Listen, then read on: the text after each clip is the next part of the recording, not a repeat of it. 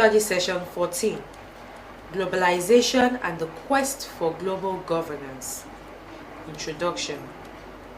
In the previous study session, we highlighted the logic behind the evolution of international law and also distinguished between customary and international law. In this study session, we shall discuss the concept of globalization within the context of North-South relations and also analyze collective action in the context of global governance. Learning outcomes. When you have studied this study session, you should be able to explain the effects of globalization on international politics. Globalization. Globalization, by its very nature, is a very big and complex subject. The complexity is that there are probably as many definitions of globalization as there are many students of it. What is globalization? Globalization is the intensification of economic, social, and cultural relations across borders. One thing we must put into consideration with the idea of globalization is of the fact that a common consciousness would promote a thinking of common belongingness.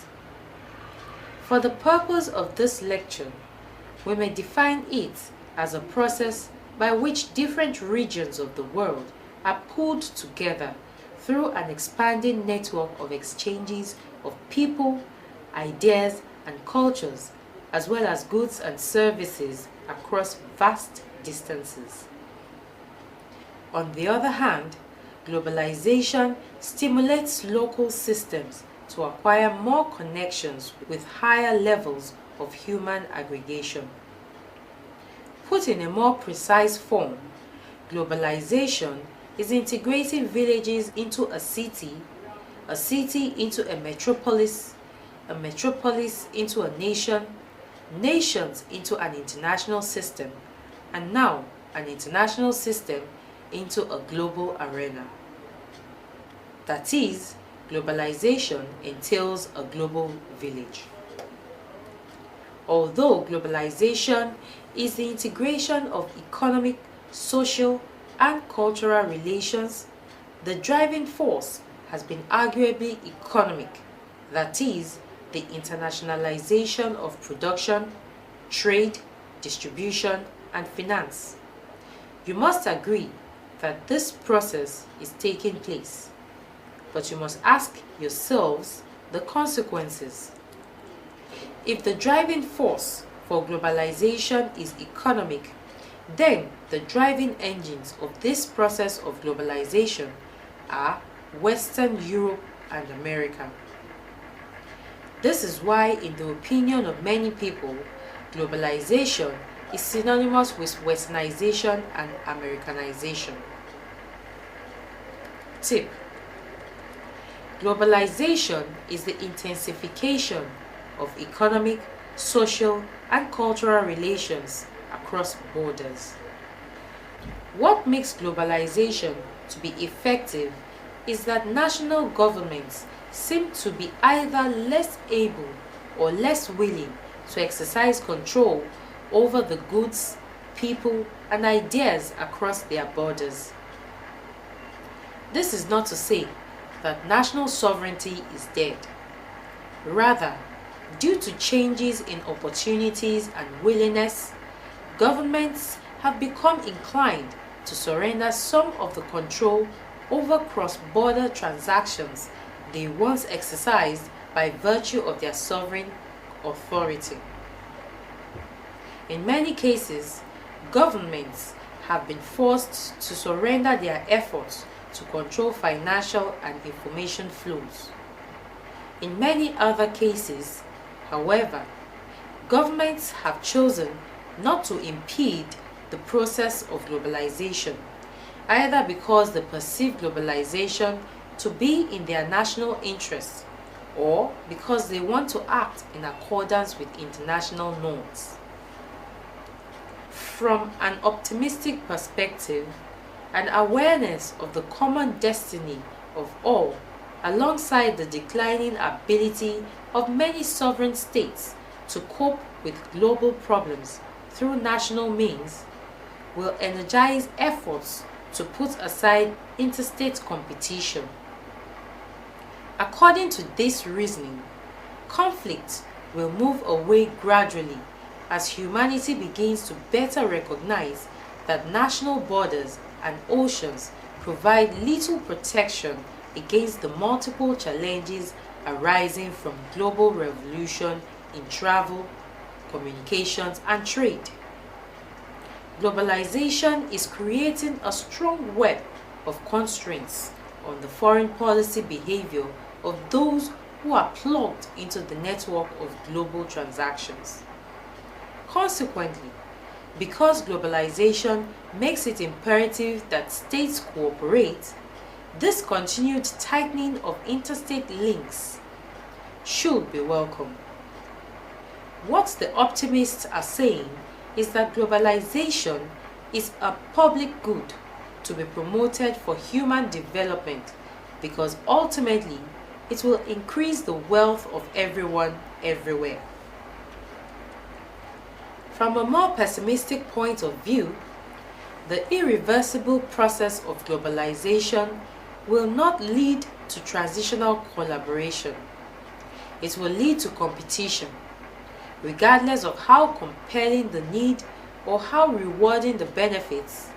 Increased contact and the trend towards an integrated single society of states will breed enmity, not amity. According to this view, globalization empowers advantaged states but constrains the prospects of weak states, producing new inequalities in a highly stratified global hierarchy in which the gap between the wealthy and the poor continues to widen.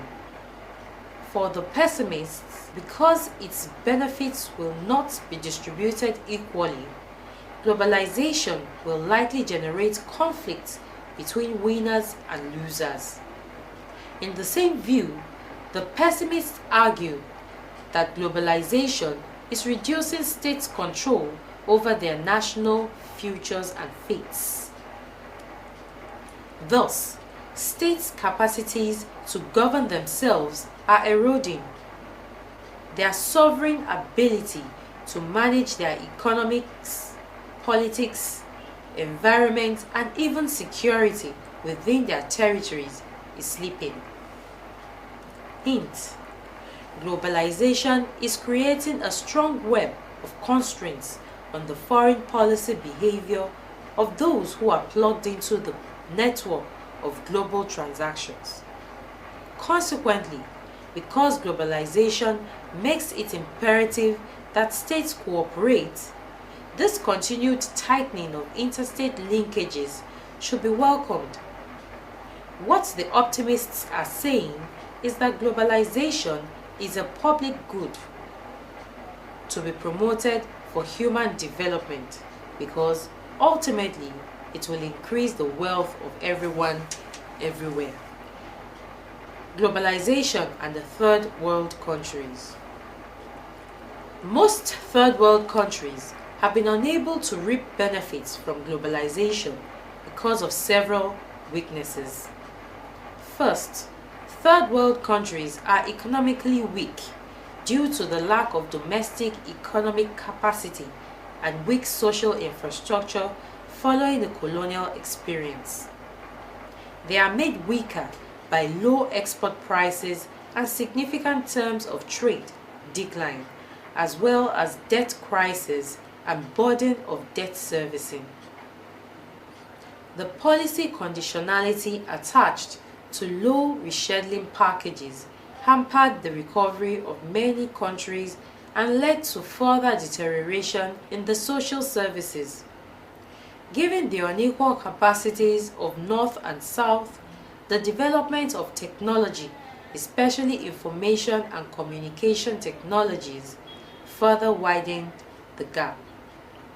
Secondly, many third world countries have been characterized by dictatorship abuse of power, and economic mismanagement, which undermined the development process.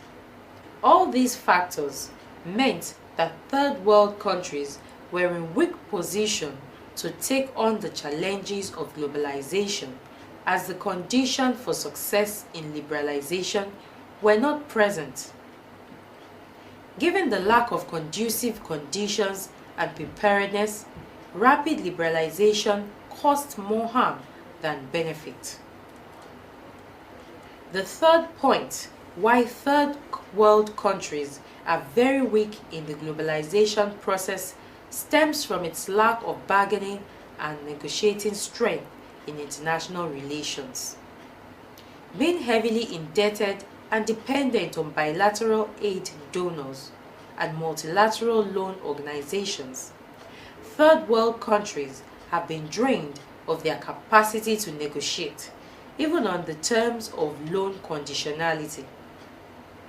The powers of the United Nations, in which the third world countries are in a more favorable position, have been diminished, whereas the mandate and powers of the institutions under the control of developed countries, that is the IMF, World Bank, and WTO, have been increased tremendously.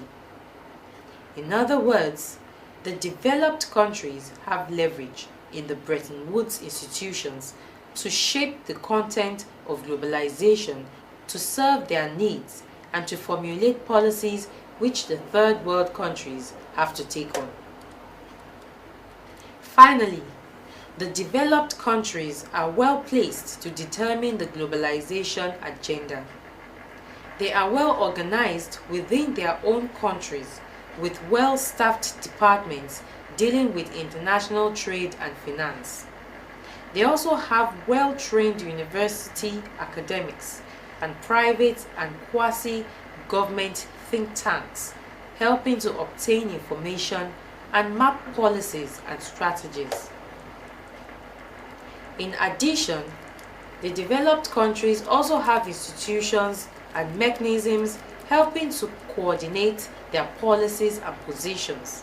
For example, the European Commission, the OECD, and the G7 and their subsidiary bodies and agencies.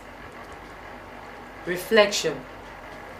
The third world countries are very weak in the globalization process, and this stems from its lack of bargaining and negotiating strength in international relations. They are heavily indebted and dependent on bilateral aid donors and multilateral loan organizations. In contrast, third world countries are not well organized within their own countries. The government departments dealing with the interface with the global economy are understaffed, especially in relation to the rapid developments in globalization and in the global negotiations. The academic sector and the few think tanks which exist are not geared up to obtain and access information on globalization trends, and less still to formulate policy proposals that governments can make use of. Thus, the links between these intellectual sectors, the NGOs, and governments are often weak. Quest for global governance. There are issues which relate to global reforms in the context of globalization. Because globalization brings us closer together, we need to define a civic ethic for the global neighborhood, one that incorporates certain basic values shared by humanity: respect for life, liberty, justice and equality, mutual respect, caring and integrity. Put differently, global governance is needed to manage a globalized world. However, supporters of global governance do not agree on a strict definition, but do agree that governance is not synonymous with government or with more government. What then is global governance? Global governance encompasses activities at all levels of human interaction that have international repercussions. It implies examination of various governance activities, from formal to informal, from law to rules to understandings at various variety of locales. It is not the hierarchical approach of world government. Essentially, various participants in global governance are in place: non-governmental organizations, international organizations, multinational corporations, states, and transgovernmental coalitions. Their processes of interaction are more frequently and intense. Their processes of interaction are more frequent and intense than they have been in the past, ranging from conventional ad hoc cooperation and formal interorganizational collaboration to social networks and even computer-based communities on the World Wide Web. The processes can be direct or indirect, spontaneous or mobilized, brief or prolonged, intended or unintended, subsystems or global. What we are saying in essence is that to make globalization a clean and compassionate process that can engineer sustainable development for all humanity, a global civil society will require a greater global governance to manage a world knit closer together. While global civil society must interact with states, the Code of Global Civil Societies denies the primacy of states or their civil rights. One thing you must put into consideration is that this civil society is global not only because of those connections that cross national boundaries and operate within the global non-territorial region, but also as a result of a growing element of global consciousness in the way the members of global civil society act. Tip: global governance encompasses activities at all levels of human interaction that have international repercussions. It implies examination of various governance activities, from formal to informal, from laws to rules to understandings at a variety of locales. It is not the hierarchical approach of world government.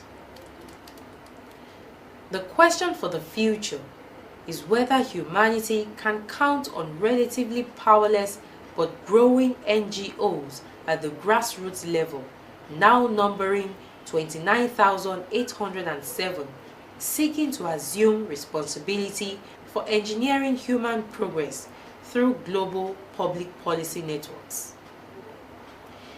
If states do not respond to the challenge, can the world's people expect a new global architecture to crystallize with accepted supranational global governance and global norms? This arguably is one of the most important issues facing 21st century international politics. As a way of concluding this topic, global civil society is a good idea, not a reality. How can we move from idea to reality? One place to begin is by probing the processes and mechanisms that create democratically mobilized citizens working for a better world. It is time to take a closer look at the notion of global civil society to identify those organizations and processes that help provide the more democratic and efficient governance that we need, and those that do not. Unless we turn in this direction, global civil society as well as global governance will not become a reality. Reflection: is globalization a new form of imperialism? Study session summary. In this study session, you learned that globalization is the integration of economic, social, and cultural relations across borders.